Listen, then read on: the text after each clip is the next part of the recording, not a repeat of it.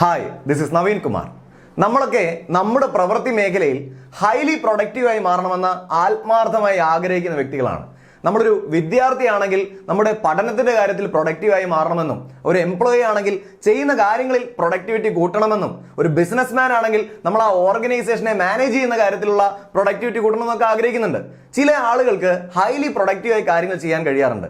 മറ്റു ചില ആളുകൾക്കാവട്ടെ അതേ കാര്യങ്ങൾ ഏൽപ്പിച്ചു കഴിഞ്ഞാൽ അത്ര ഭംഗിയായൊന്നും ആ കാര്യം ചെയ്യാൻ കഴിയണമെന്നില്ല. അപ്പൊ എന്താണ് ഈ ഹൈലി പ്രൊഡക്റ്റീവായ ആളുകളുടെ പ്രത്യേകത? എന്താണ് അവർ ഹൈലി പ്രൊഡക്റ്റീവായി മാറാൻ കാരണമായി തീരുന്നത്? മറ്റൊന്നുമല്ല, അവരുടെ ചില ശീലങ്ങളാണ്. ഇവർക്കുള്ള ഈ ശീലങ്ങൾ പ്രൊഡക്ടിവിറ്റി കുറഞ്ഞ ആളുകൾക്കില്ല. അപ്പൊ ഏതൊക്കെയാണ് ഹൈലി പ്രൊഡക്റ്റീവായ ആളുകളുടെ ശീലങ്ങളെന്ന് നമ്മൾ മനസ്സിലാക്കിയാൽ നമുക്കും നമ്മുടെ പ്രവൃത്തി മേഖലയിൽ നമ്മുടെ പ്രൊഡക്ടിവിറ്റി വർദ്ധിപ്പിക്കാൻ അത് സഹായകരമായി തീരും. ഈ വീഡിയോയിലൂടെ ഞാൻ സംസാരിക്കാൻ പോകുന്നത് ഏതൊക്കെയാണ് ആ 6 ശീലങ്ങൾ, ഹൈലി പ്രൊഡക്റ്റീവായ ആളുകളുടെ 6 ശീലങ്ങൾ ഏതൊക്കെയാണ് എന്നുള്ളതാണ്. ഏതൊക്കെയാണ് ആ ശീലങ്ങൾ നമുക്ക് മനസ്സിലാക്കാം. Number 1, they review what worked and not. അവർ കൃത്യമായി റിവ്യൂ ചെയ്യുന്ന ആളുകളാണ്. ഒരു കാര്യം ചെയ്തു കഴിഞ്ഞാൽ അത് ചെയ്തു, അതിന്റെ റിസൾട്ട് കിട്ടി, അടുത്ത കാര്യം ചെയ്യുന്നു, അതിന്റെ റിസൾട്ട് കിട്ടി, അടുത്ത കാര്യം ചെയ്യുന്നു, അതിന്റെ റിസൾട്ട് കിട്ടി, അങ്ങനെ പോകുന്ന ആളുകളല്ല ഹൈലി പ്രൊഡക്റ്റീവ് ആയിട്ടുള്ള ആളുകൾ. അവരെ സംബന്ധിച്ച് അവരൊരു കാര്യം ചെയ്തു കഴിഞ്ഞാൽ ആ കാര്യത്തിലെ എന്തൊക്കെ കാര്യങ്ങളാണ് വർക്ക് ചെയ്തത്, എന്തൊക്കെ കാര്യങ്ങൾ ചെയ്തപ്പോഴാണ് റിസൾട്ട് കിട്ടിയത്, എന്തൊക്കെ കാര്യങ്ങൾ ചെയ്തപ്പോഴാണ് റിസൾട്ട് കിട്ടാതിരുന്നത്, എന്തൊക്കെ കാര്യങ്ങൾ ചെയ്തതാണ് മണ്ടത്തരമായി പോയത്, ഇത് അനലൈസ് ചെയ്യും. ഇത് കൃത്യമായി റിവ്യൂ ചെയ്യും. ഒരു ആക്ഷൻ എടുക്കാൻ വേണ്ടി അവർ ഇറങ്ങിത്തിരിക്കുന്നു, ആ ആക്ഷൻ എടുക്കുന്നു. ആ ആക്ഷൻ എടുത്തതിന് ശേഷം അവർക്ക് ഒരു പോസിറ്റീവ് റിസൾട്ട് കിട്ടിയാൽ അവർ മനസ്സിലാക്കും ഇന്ന കാര്യം ചെയ്താൽ പോസിറ്റീവ് റിസൾട്ട് കിട്ടുമെന്ന്.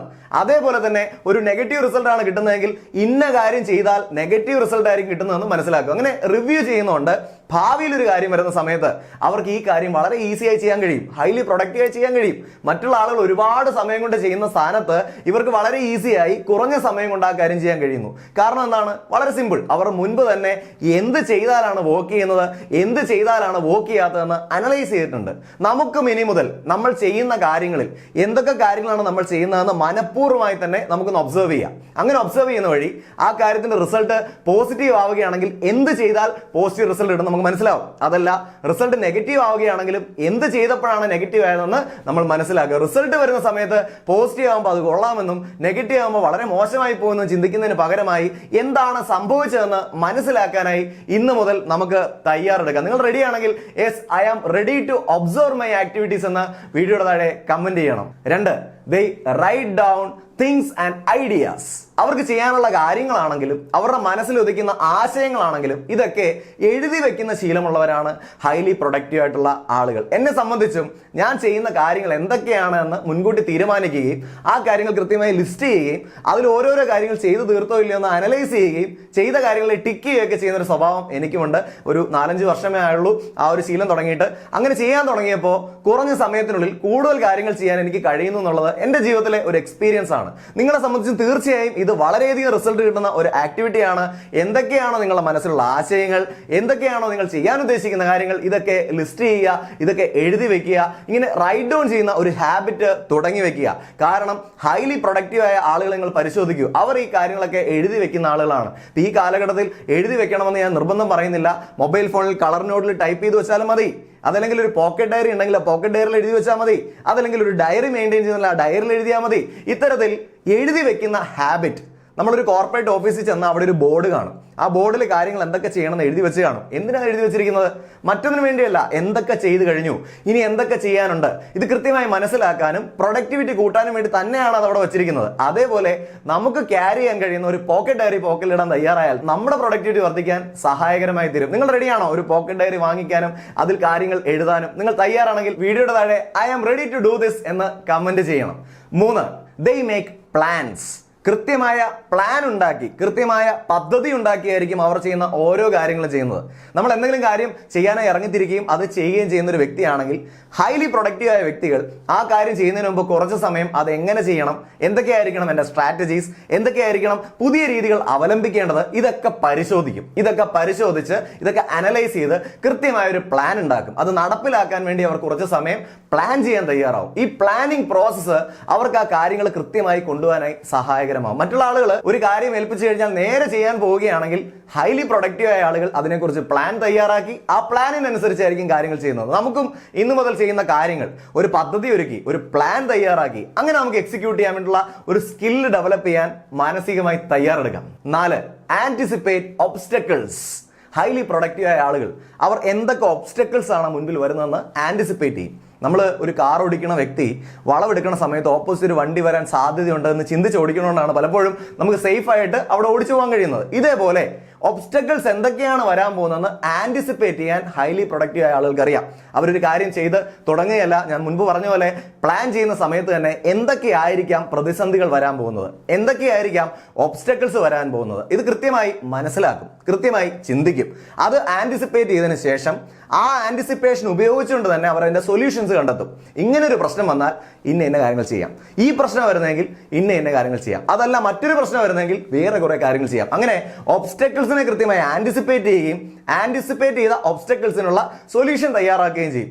മറ്റുള്ള ആളുകളെ സംബന്ധിച്ച് അവർ കാര്യങ്ങൾ ചെയ്ത് മുൻപോട്ട് പോകുമ്പോൾ ഒബ്സ്റ്റക്കിൾസ് വരും. ഈ ഒബ്സ്റ്റക്കിൾ വരുന്ന സമയത്ത് എന്ത് ചെയ്യണമെന്നറിയാതെ കൺഫ്യൂസ്ഡ് ആയി നിൽക്കുകയും അതിനുള്ള സൊല്യൂഷൻ കണ്ടെത്താൻ ഒരുപാട് സമയം ഉപയോഗിക്കുകയും ചെയ്യുമ്പോൾ ഇക്കൂട്ടർ മുൻകൂട്ടി ഈ കാര്യം കാണുകയും ഒബ്സ്റ്റക്കിൾ വരുമ്പോൾ പെട്ടെന്ന് തന്നെ സോൾവ് ചെയ്ത് മുൻപോട്ട് പോവുകയും ചെയ്യും. അപ്പൊ അവർക്ക് എന്താ, സമയം ലാഭിക്കാൻ കഴിയും. ഇപ്പൊ ഇത്തരത്തിൽ സമയം ലാഭിക്കുന്ന വഴി കുറഞ്ഞ സമയത്തിൽ കൂടുതൽ കാര്യങ്ങൾ ചെയ്യാൻ കഴിയും. നമുക്കും ഈ ഒരു സ്കിൽ ഉള്ളതാണ്, നമുക്ക് ആൻറ്റിസിപ്പേറ്റ് ചെയ്യാൻ കഴിയും.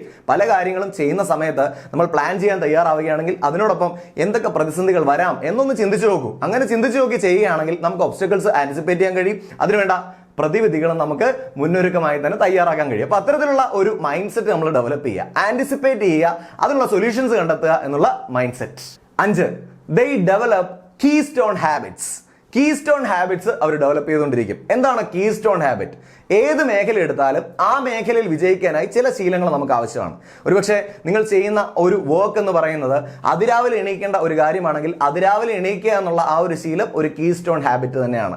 നിങ്ങൾക്ക് ആരോഗ്യമുണ്ടെങ്കിൽ മാത്രമേ ചെയ്യാൻ പറ്റൂ എന്നുള്ള ഒരു ബിസിനസ് ആണ് നിങ്ങൾ ചെയ്യുന്നതെങ്കിൽ, അല്ലെങ്കിൽ അത്തരത്തിലുള്ള ഒരു തൊഴിലാണ് നിങ്ങൾ ചെയ്യുന്നതെങ്കിൽ എക്സസൈസ് ചെയ്യുക എന്നുള്ളത് ഒരു കീസ്റ്റോൺ ഹാബിറ്റ് ആണ്. നിങ്ങൾ ചെയ്യുന്നത് ഒരു കഥാകാരന്റെ അല്ലെങ്കിൽ കഥ എഴുതുന്ന ഒരു വ്യക്തിയാണെങ്കിൽ നിങ്ങൾ ക്രിയേറ്റിവിറ്റി വർദ്ധിപ്പിക്കാനുള്ള ചില ശീലങ്ങൾ ഉണ്ടാക്കിയെടുക്കുക എന്നുള്ളത് കീസ്റ്റോൺ ഹാബിറ്റ് തന്നെയാണ്. അപ്പൊ ഇത്തരത്തിൽ ഏത് മേഖലയാണെങ്കിലും അവിടെ കീസ്റ്റോൺ ഹാബിറ്റ്സ് ഉണ്ട്.